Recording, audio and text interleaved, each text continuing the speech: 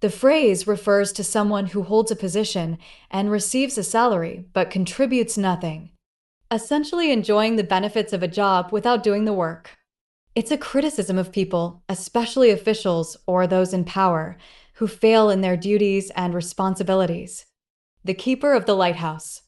On a rugged coastline where waves smashed against cliffs like time beating down on stone, there stood an old lighthouse.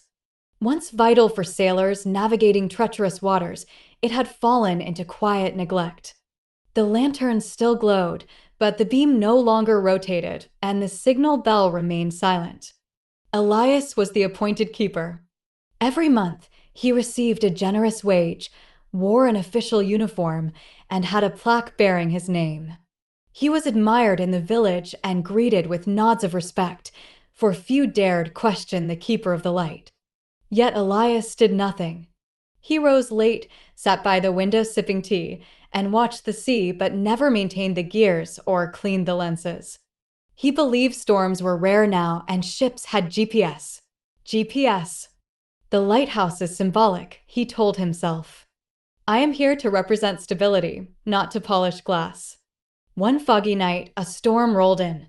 Sharp and sudden. A small cargo ship, confused by the silent beacon and blinded by mist, veered too close to the rocks. The crash echoed through the cliffs like the cry of a broken world. News reached the village by dawn. Several crew were lost. The lighthouse had failed its single purpose. In the aftermath, Elias stood trial. Not in court, but in the court of truth. Villagers who once bowed in respect now passed him in silence. His uniform, once a symbol of honor, felt like a costume sewn from shame. A new keeper was assigned. She climbed the tower daily, tested the machinery, studied the weather, and kept a meticulous log. When asked why she worked so hard for a job few paid attention to, she said, "A position is not an honor. It's a promise."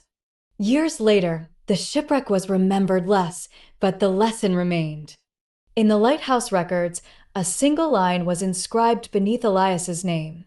He held the title but forgot the task. And so, the light returned.